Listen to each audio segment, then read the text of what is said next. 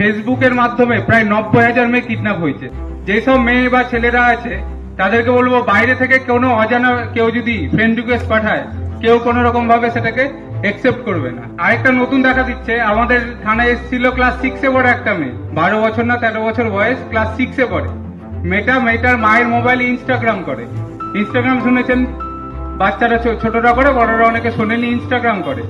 মেয়েটাকে একটা অ্যাকাউন্ট থেকে ফ্রেন্ড রিকোয়েস্ট এসছে, নাম বান্ধবীর নাম করে একটা রিকোয়েস্ট এসছে, বন্ধু এসছে। এবার সেটাকে কি করেছে, একসেপ্ট করেছে, যে আমার বান্ধবী তো আমাকে ফ্রেন্ড রিকোয়েস্ট পাঠিয়েছে, আমি এটা একসেপ্ট করি। দিয়ে বান্ধবীর সাথে কথা বলছে, দিয়ে কিছুক্ষণ পর ভিডিও কল করেছে। তো মেয়েটা ভিডিও কল ধরেছে, যে বান্ধবী আমাকে ভিডিও কল করছে, আমি ভিডিও কলটা ধরি। যখনই ভিডিও কলটা করেছে, আমি যদি ভিডিও কল ধরি, আমার এদিকে আমার মুখ, অন্যদিকে কার মুখ থাকবে, অন্যজনের মুখ। সেদিকে কি দেখা গেছে, একটা ছেলে উলঙ্গ অবস্থায় দাঁড়িয়ে আছে। সেটাকে কি করেছে, 10 সেকেন্ডের জন্য সেই স্ক্রিন রেকর্ড করে নিয়েছে, দিয়ে সেটাকে ফেসবুকে ছাড়ছে। দিয়ে মেয়ের মা বাবার কাছে দাবি করছে, এটা আমি আবার ছেড়ে দেবো, আরো ভাইরাল করব, যদি আমাকে 20,000 বা 30,000 টাকা না দেয়। তো বাচ্চাদের হাতে বলে না যে মোবাইল দিতে হয় না, তো কিছু কারণের জন্য বলছি বাচ্চারা এগুলো বোঝে না।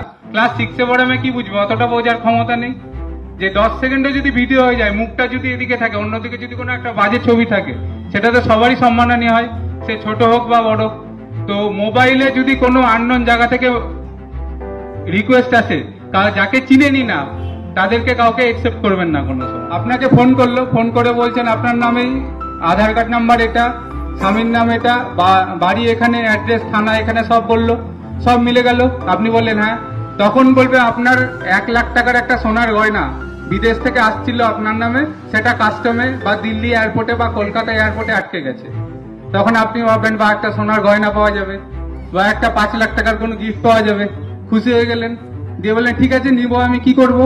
বলবে যে কাস্টমে আটকে গেছে, কাস্টমের টাকা চাইছে, 10,000 টাকা বা 15,000 বা 20,000 টাকা চাইছে। তো সেই টাকাটা আপনি আমাকে পাঠিয়ে দেন, ব্যাংক অ্যাকাউন্ট ডিটেলস দিল, পাঠিয়ে দিল। আপনি কি করলেন, একটা সোনার হার বা 2 লাখ টাকা বা 5 লাখ টাকার জন্য কি করলেন, 10,000 টাকা পাঠিয়ে দিলেন।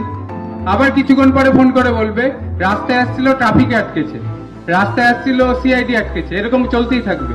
এরকম করে করে রানীনগরের একজন মহিলা টোটাল লোন করে, বন্ধন থেকে লোন করে, বিভিন্ন জায়গা থেকে লোন করে টোটাল 7 লাখ টাকা দিয়েছেন। ঠিক আছে, 7 লাখ, 7 লাখ, 7 লাখ টাকা দেওয়ার পরে আবার চাইছে 1 লাখ টাকা, যে আপনার বাড়ির কাছে আছে, রাস্তায় আটকে গেছে, এবার আপনি এই টাকাটা দিন, আপনার বাড়িতে পৌঁছে যাবে। তারপরে মহিলা আর বাড়িতে গয়না পৌঁছানি, মহিলা কোথায় গেছে, আমাদের বহরমপুর সাইবার থানায় গেছে।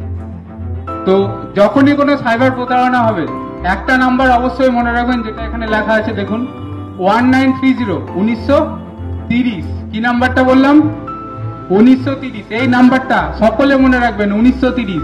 যখনই দেখবেন আপনি কোনো সাইবার প্রতারণার হাতে পা পড়েছেন, তখনই কি করবেন, 1930 নাম্বারে ফোন করবেন, আর লোকাল থানায় যাবেন, একটা জিডি করবে, বা লোকাল থানা আপনাকে বলে দিবে কি কাজ করতে হবে। কারণ এখান থেকে বহরমপুর সাইবার ক্রাইম থানা অনেকটা দূর, 1.5 ঘন্টা 2 ঘন্টা লেগে যায়। তো যে তার আগে যদি কমপ্লেনটা করে নেন, যদি আপনার সাইবার ফ্রড হয়, 1000 টাকা, 2000 টাকা, 50,000 বা 1 লাখ টাকা চলে গেছে, আপনি সঙ্গে সঙ্গে কি করবেন, 1930-এ ফোন করবেন, না লোকাল থানায় যোগাযোগ করবেন। কারণ যত তাড়াতাড়ি 1 ঘন্টার মধ্যে কমপ্লেন করতে পারলে আপনার টাকা আটকে থাকবে। যদি 2 ঘন্টা, 3 ঘন্টা, 4 ঘন্টা হয়, টাকা কিন্তু বেরিয়ে যাবে। সেই জন্য বলছি সাইবার থানা যাওয়ার আগে একবার লোকাল থানায় যোগাযোগ করবেন, আর 1930-এ একটা ফোন করবেন।